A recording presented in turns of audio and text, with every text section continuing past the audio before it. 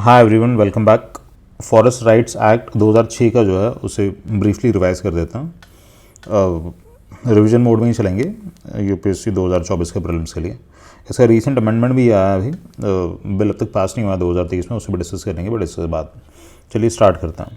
सबसे पहली चीज़, ये जो फॉरेस्ट राइट्स एक्ट है ये हमारा 2006 में आया। ये उन लोगों के राइट्स के लिए आया जो फॉरेस्ट पे डिपेंडेंट है। अभी फॉरेस्ट पे जो डिपेंडेंट लोग हैं वो उनको दो तरीके से क्लासीफाई किया जाता है। पहला तो ये होता है फॉरेस्ट ड्वेलिंग शेड्यूल्ड ट्राइब्स, जिनको शेड्यूल्ड ट्राइब्स में क्लासीफाई कर रखा है, रिकॉग्नाइज कर रखा है। फॉरेस्ट ड्वेलिंग मतलब फॉरेस्ट पे डिपेंडेंट, और इसके अलावा other traditional forest dwelling communities, मतलब apart from the ST community, other people who are dependent on forest for their survival. ठीक है, इनके राइट्स के लिए। अब आगे देखते हैं इसमें क्या है स्पेसिफिक, इसके इंपॉर्टेंट प्रोविजंस वगैरह क्या है। मैं एज्यूम करके चलूँगा कि आपने ये चीज़ें एक दो बार मतलब पहले पढ़ रखी है, तो आपको थोड़ा बहुत आइडिया है। सिर्फ इंपॉर्टेंट पॉइंट्स यहाँ पे देखेंगे।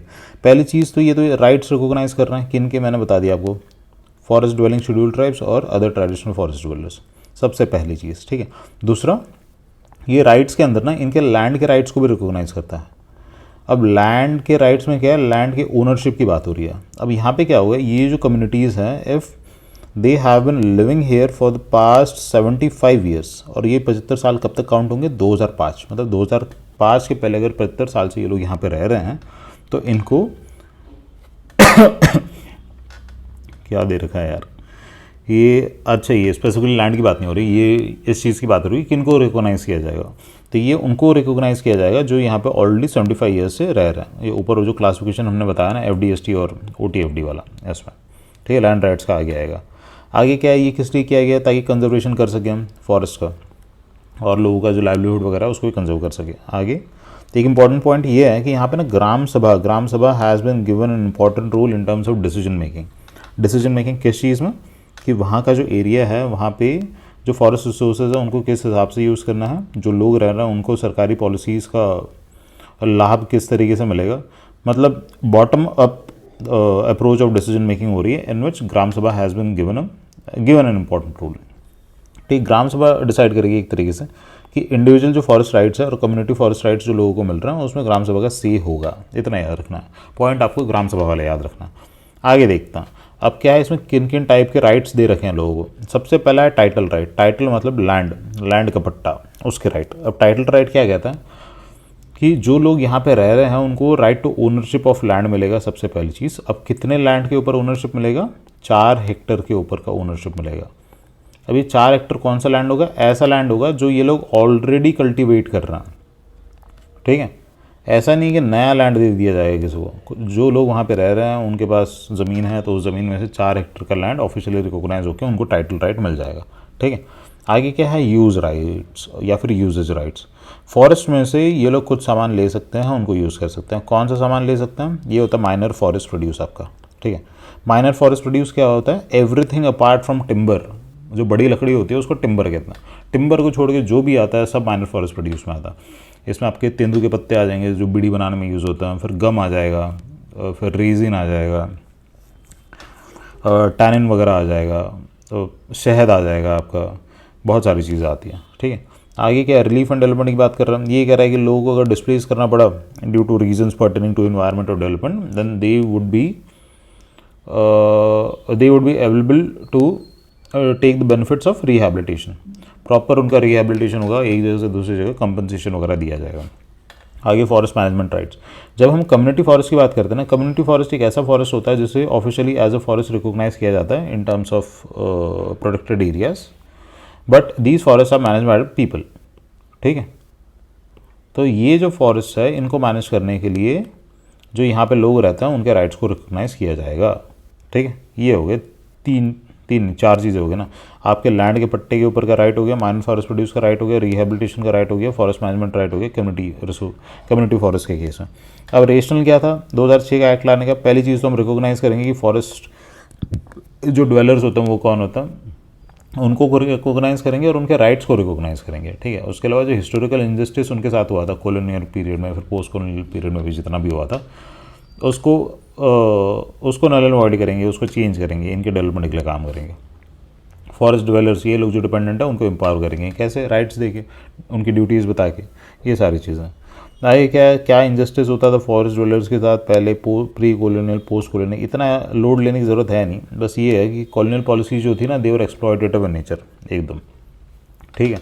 तो ये क्या था इनमें, एक तो आपका फॉरेस्ट जो था वो स्टेट प्रॉपर्टी होता था, ब्रिटिशर्स की प्रॉपर्टी होती थी।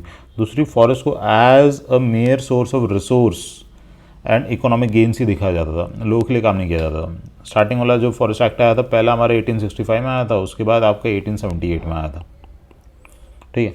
आगे देखते हैं क्या दे रखा है इसमें, और बहुत सारी चीज़ें बैन कर रखी थी उन्होंने, फॉरेस्ट वालों ने, ठीक है। अपने हिसाब से सारी एक्टिविटीज़ रेगुलेट करके रखते थे। एक फॉरेस्ट विलेज का कॉन्सेप्ट होता था इनका। फॉरेस्ट विलेज का कॉन्सेप्ट क्या होता था कि ये आपका बहुत बड़ा सा फॉरेस्ट एरिया है, ठीक है। इसके अंदर क्या है, एक स्पेसिफिक एरिया में लोगों को रहने की परमिशन दे दी जाएगी, इसके अंदर या फिर इसके फ्रिंजेस में। इनको क्लासीफाई किया जाएगा forest village.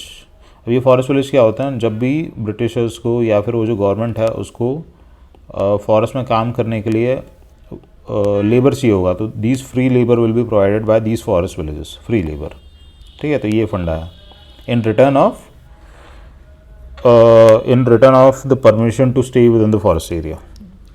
So this was a kind of exploitative in nature. Even after independence, this concept of forest villages is still continuing. There have been certain litigations and decisions by the judiciary to convert these forest villages into revenue villages. Forest village, revenue village का मैं difference अलग से बता दूंगा एक जगह पे, इतना याद रखना। फॉरेस्ट हमेशा स्टेट प्रॉपर्टी रहा है, आज भी स्टेट प्रॉपर्टी है। तो जो लॉज वगैरह किसके अप्लाई होंगे, स्टेट के होंगे, ठीक है। स्टेट ही सब कुछ रेगुलेट करेगा। आगे देखते हैं, चलो आगे क्या दे रखा है, ठीक है। पोस्ट इंडिपेंडेंस एरा में क्या हुआ ये बता रहा। बहुत सारे हमारे हमने लॉज पास किए। फॉरेस्ट कंजर्वेशन एक्ट हो गया, वाइल्ड लाइफ प्रोटेक्शन एक्ट हो गया, इन्वायरमेंट कंजर्वेशन एक्ट हो गया, बायोडाइवर्सिटी एक्ट हो गया, ये सब। इंक्रोचमेंट वगैरह का इशू होता था, इतना याद करने की जरूरत नहीं है। जितना भी डेवलपमेंट वगैरह हुआ है उसकी वजह से क्या हुआ है, लोगों का रिहेबिलिटेशन डिस्प्लेसमेंट हुआ है, but adequate rehabilitation that is still मतलब कंटेस्टेड। ये कुछ इतना, ठीक है, ये सब अंडरस्टूड है, पढ़ भी लेना एक बार। जैसे जैसे लॉज आते हैं तो कॉन्फ्लिक्ट और बढ़ता जाता है। किसी एरिया को आपका national park, wild life sanctuary अगर डिक्लेयर करोगे तो वहाँ से जो लोग वहाँ पे रह रहे हैं उनको आपको डिस्प्लेस करना पड़ता है, ठीक है। हिस्टोरिकल इनजस्टिस को ठीक करने के लिए इसने कैसे काम किया, फॉरेस्ट राइट्स एक्ट कह रहा है, ये इतना कुछ इंपॉर्टेंट है नहीं, ठीक है। पहले वही हमने ऊपर जो देखा, राइट्स को रिकॉग्नाइज़ किया है, फॉरेस्ट राइट्स एक्ट बनाया है। बात हो रही है फॉरेस्ट विलेजेस को आप रेवेन्यू विलेजेस में कन्वर्ट कर दो, ताकि जितने भी बेनिफिट्स होते हैं सरकारी स्कीम से वो सारे बेनिफिट्स मिले। फॉरेस्ट विलेजेस में ना एक और दिक्कत होती है कि they come under the ambit of the forest laws, ठीक है। तो फॉरेस्ट के लॉज लगते हैं और सरकारी जितनी भी स्कीम्स होती है सबके बेनिफिट इनको नहीं मिलता। आगे डिसेंट्रलाइज गवर्नेंस की बात की है, ग्राम सभा इंपॉर्टेंट रोल प्ले कर रहा है, बॉटम अप्रोच है, वही सब चीज़ें हैं। आगे ये सब देखने की ज़रूरत ऐसा है नहीं, मेन जब आएगा तो थोड़ा सा देख लेना। वे फॉरवर्ड वगैरह क्या होता है कोई ज़रूरत नहीं अभी फ़िलहाल। और हाँ, ये आर्टिकल ना हमने दृष्टि IAS का आर्टिकल है 2023 में जो पब्लिश हुआ था, 2023 18 दिसंबर, वो लिया। तो all credits for this content goes to Drishti IAS। तो एंड करते हैं इसको। इसके ऊपर अमेंडमेंट वाला जो है एक वीडियो मैं बना दूंगा, छोटा सा ही होगा। इस बार के जो अमेंडमेंट हुआ है वो थोड़े से क्रूशियल हुआ है, but that is still in the bill stage. I think it has been pass to the joint parliamentary committee. और उसके बाद करंटली डेवलपमेंट तो बिल स्टेज पे ही है, बिल के आगे पहुंचा नहीं है, बट ठीक है, एग्ज़ाम में आ सकता है। FRA के इतने मोटे मोटे प्रोविजन है, FRA इंपॉर्टेंट हो जाता है क्योंकि इन्वायरमेंट का जो पोर्शन है वो एग्ज़ाम में बढ़ता जा रहा है। कुछ ही स्पेसिफिक सेक्शंस होते हैं इन्वायरमेंट में जिनसे क्वेश्चन सीधे सीधे आते हैं, उसमें से FRA एक है। तो चलिए एंड करते हैं इस वीडियो को, मिलता है आपसे नेक्स्ट वीडियो में।